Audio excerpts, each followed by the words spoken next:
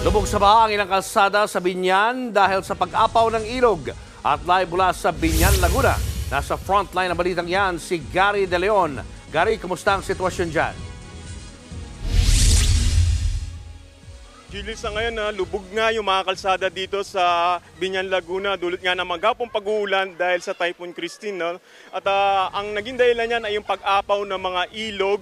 Nung una ay naging gutter deep nga yung mga tubig dito, pero ngayong mga oras na to ay umaabot na hanggang binti. No? Partikular na nag-overflow ay yung ilog dun sa may Evangelista Bridge. Ang nangyari kasi rito ay umagos ng malakas ang tubig at umabot hanggang tuhod.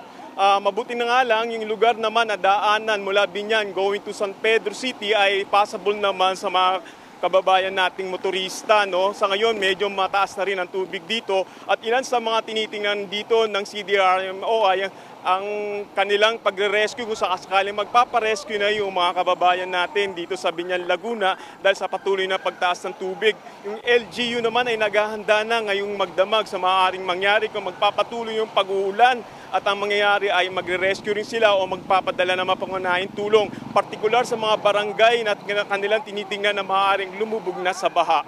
Julius. Maraming salamat, Gary De Leon. Mga kapatid, Julius Babaw po. Iba na ang may alam at may pakialam sa panahon ngayon. Para sa frontline ng mga balita, mag-follow at mag-subscribe sa social media pages ng News 5.